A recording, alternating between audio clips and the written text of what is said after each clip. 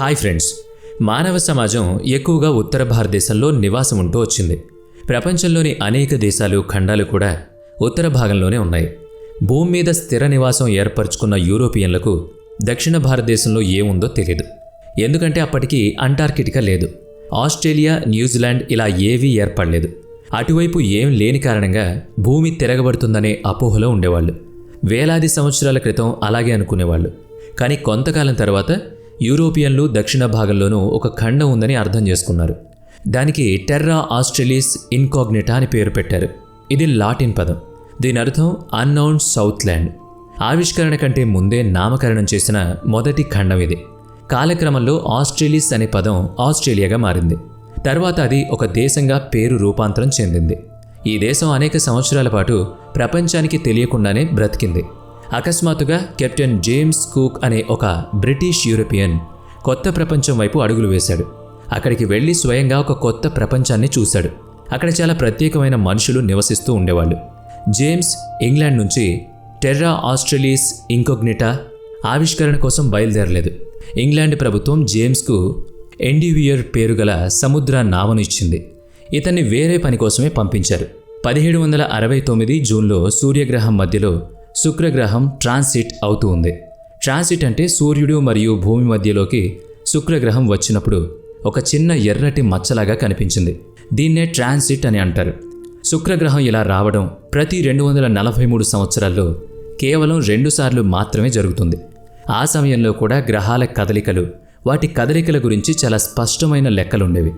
అందుకే శుక్రగ్రహం ఇలా ఎప్పుడు కనిపిస్తుంది, ఎలా కనిపిస్తుందో తెలుసుకోవడం చాలా తేలికైన పనిగా ఉండేది. 1769 జూన్లో శుక్రగ్రహం యొక్క ఈ ట్రాన్సిట్ దక్షిణ ప్రాంతంలోని మహాసముద్రంలో స్పష్టంగా కనిపించేది. ఆనాటి ఆవిష్కర్తలకు ఆ విషయం చాలా బాగా తెలుసు. ఈ ట్రాన్సిట్ని అధ్యయనం చేయడం ద్వారా సూర్యమండలంలోని నక్షత్రాల కదలికలను, గ్రహాల మధ్య దూరాలను తెలుసుకోవాలనుకున్నారు. ఆ సమయంలో ఖగోళ శాస్త్రవేత్తలు కేవలం 6 గ్రహాలు ఉన్నాయనే అనుకున్నారు. ఆ సమయంలో యురేనస్, నెప్ట్యూన్ గ్రహాలు కనుగొనలేదు. ప్లూటో కూడా కనుగొనలేదు. ఆ సమయానికి భూమికి, గురుగ్రహానికి మధ్య దూరం సూర్యుడు మరియు భూమి మధ్య దూరం కన్నా 5 రెట్లు ఎక్కువని తెలుసు. అయితే ఈ దూరం కిలోమీటర్ల లెక్కలో ఎంత దూరమో వాళ్ళకి తెలీదు. వీటన్నిటి గురించి ఆనాటి శాస్త్రవేత్తలు అనేక విషయాలు తెలుసుకోవాలనుకున్నారు. అందుకే కెప్టెన్ జేమ్స్ కుక్తో పాటు 4 శాస్త్రవేత్తలను ఎండివియర్ అనే సముద్ర ఓడను దక్షిణ మహాసాగరం వైపుకి పంపడం జరిగింది. జేమ్స్ కుక్తో పాటు ఇతర టీం మెంబర్స్ ఈ ట్రాన్సిట్ను చాలా వివరంగా రాసిపెట్టారు. అక్కడితో వారి పని ముగిసిపోయింది. అయితే ఇంగ్లాండ్ నావికా సైన్యం కెప్టెన్ కుక్కి ఒక దస్తావేజులను అప్పగించింది. ఆ దస్తావేజులు ట్రాన్సిట్ కోసం నిరీక్షణ పూర్తయ్యాక మాత్రమే ఓపెన్ చేయాలని చెప్పింది. ట్రాన్సిట్ తర్వాత కెప్టెన్ కుక్ ఆ దస్తావేజు ఓపెన్ చేస్తే కుక్కి అందులో ఇంగ్లాండ్కి వచ్చే కంటే ముందు మరో పని కూడా చేయమని రాయడం జరిగింది. కాంటినెంట్ ఆఫ్ గ్రేట్ ఎక్స్టెంట్ కనుగొనమని చెప్పడం జరిగింది. అక్కడి ప్రాంతాన్ని బ్రిటన్ కింగ్డమ్ పేరుతో ఆక్రమించాలి. ఇది చదవగానే జేమ్స్ కుక్తో పాటు ఇతర టీం మెంబర్స్ పశ్చిమ దిశ వైపు ప్రయాణం సాగించారు. 1769 అక్టోబర్లో ఈ బృందం న్యూజిలాండ్ చేరుకుంది. యూరోపియన్ వాసులకు ఇది ఒక కొత్త ప్రాంతం. ఇక్కడ కేవలం మ్యారియో ట్రైబల్ పేరుగల ఆదివాసీలు మాత్రమే ఉండేవాళ్ళు. అక్కడికి చేరుకోగానే తమ దేశ జెండా ఎగురవేశారు. అది బ్రిటన్ ఆధీనంలో ఉండే ప్రాంతంగా ప్రకటించారు. ఆ తర్వాత అక్కడి నుంచి తిరిగి ప్రయాణం ముందుకు సాగింది. 1770లో ఏప్రిల్లో టెర్రా ఆస్ట్రేలిస్ ఇన్కాగ్నిటాకి చేరుకున్నారు. అక్కడ కూడా తమ జాతీయ జెండాను ఎగరవేశారు. ఆస్ట్రేలియాలో అడుగుపెట్టిన మొదటి యూరోపియన్ జేమ్స్ కుక్.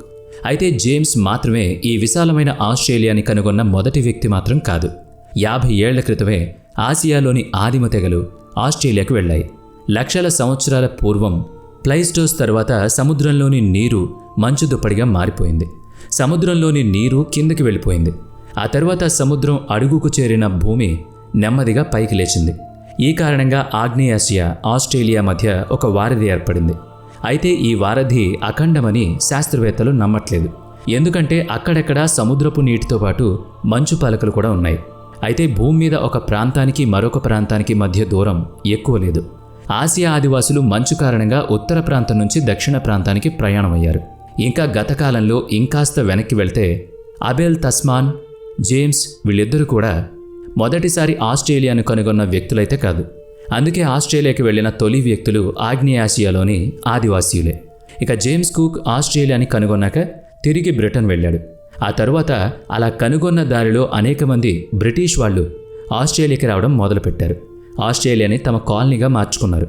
తాము నేరస్తులుగా భావించిన వారిని ఆస్ట్రేలియాకి తరలించేవాళ్ళు. అంతకుముందు వీళ్ళని అమెరికాకి పంపేది. అమెరికా బ్రిటిష్ చేతుల్లో నుంచి స్వేచ్ఛను పొందాక వీరిని ఆస్ట్రేలియాకి పంపించడం మొదలుపెట్టింది. ఈ రోజుకి కూడా ఆస్ట్రేలియాలోని ప్రతి నలుగురిలో ఒకరి పూర్వీకులు ఇక్కడ నేరస్తులుగా జీవించిన వాళ్లే. మొదట్లో బ్రిటిష్లోని అపరాధులను మాత్రమే ఆస్ట్రేలియా పంపేవాళ్ళు. 1851 తర్వాత ఆస్ట్రేలియాలో బంగారపు నిల్వలు ఉన్నట్టు తెలిసింది. దీంతో బ్రిటన్లోని సాధారణ వ్యక్తులు కూడా ఆస్ట్రేలియా రావడం మొదలుపెట్టారు. మొదట్లో అనివార్య పరిస్థితుల్లో ఆస్ట్రేలియాకి వెళ్లేవాళ్ళు. కానీ ఆ తరువాత క్రమంలో బంగారం ఆశతో ఆస్ట్రేలియాకి వెళ్లడం మొదలుపెట్టారు. నెమ్మదిగా ఆస్ట్రేలియాలో వ్యవసాయం మొదలైంది. బ్రిటిష్ పాలకులు నెమ్మదిగా ఆస్ట్రేలియాలోని ఆదివాసీలు అంతరించిపోయేలా చేశారు. యూరోపియన్లు అమెరికాల్లోని రెడ్ ఇండియన్లను ఎలా అయితే అంతమొందించారో అదే తీరులో బ్రిటన్ ఆస్ట్రేలియాలోని ఆదివాసీల పట్ల కూడా వ్యవహరించింది. మొదట్లో ఆంగ్లేయులు ఆస్ట్రేలియాలోని దక్షిణ ప్రాంతంలో న్యూ సౌత్ వేల్స్ పేరుతో ఒక రాజ్యాన్ని స్థాపించారు. అక్కడ స్థానిక ఆదివాసీలతో తలపడాల్సి వచ్చింది. ఆదివాసీలు యూరోపియన్లతో తలపడేంత శక్తివంతులు కారు. యూరోపియన్లతో అనేక ఆరోగ్య సమస్యలు కూడా వారిని చుట్టుముట్టాయి. స్మాల్ ఫాక్స్ వారిని అతలకుతలం చేసింది. దీనికి తోడు ఆంగ్లేయుల దగ్గర అత్యాధునిక ఆయుధాలుండేవి. ఇటీవల కాలంలో ఆస్ట్రేలియా ప్రభుత్వం అక్కడ మిగిలిన ఆదివాసీ తెగల ప్రజలను క్షమాపణలు కూడా కోరింది. 1891లో ఆస్ట్రేలియాలోని 6 దేశాలు సంఘటితంగా ఏర్పడ్డాయి. 10 ఏళ్ల తర్వాత 1901లో జనవరి 1న New South Wales, Victoria, Queensland, South Australia, Western Australia ఈ 6 దేశాలు కలిసి ఒక ఫెడరల్గా ఏర్పడ్డాయి. బ్రిటిష్ పార్లమెంటు దీనికి ఆమోదం కూడా తెలిపింది. ఇది కేవలం నామ్కే వాస్తి అని చెప్పలేం. ఎందుకంటే ఎప్పటికీ ఎగుమతులు దిగుమతుల విషయంలో బ్రిటిష్ వారిదే పెత్తనం సాగింది. ఆస్ట్రేలియా ప్రజలు అది అనవసరమని కూడా భావించారు. ఎందుకంటే ఆస్ట్రేలియా ఒక కొత్త దేశంగా అవతరించింది. బ్రిటన్ మహాసామ్రాజ్యంగా అవతరించింది. బ్రిటిష్ నావికా సైన్యం ఆస్ట్రేలియాకి అవసరం కూడా మారింది. 1941 తర్వాత ఆస్ట్రేలియా బ్రిటన్ చెప్పిన మాట వినడం మానేసింది. అమెరికా చేతులకి అధికారాన్ని కట్టబెట్టింది.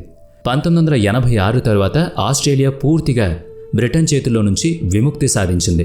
సో ఈ వీడియో మీకు నచ్చినట్లయితే లైక్ చేయండి, షేర్ చేయండి. అలాగే ఇప్పటివరకు మన ఛానల్ని సబ్స్క్రైబ్ చేసుకున్నట్లయితే ఇప్పుడే సబ్స్క్రైబ్ చేసుకుని బెల్ ఐకాన్ మీద క్లిక్ చేయండి. నెక్స్ట్ వీడియోలో మళ్ళీ కలుద్దాం. Thanks for watching.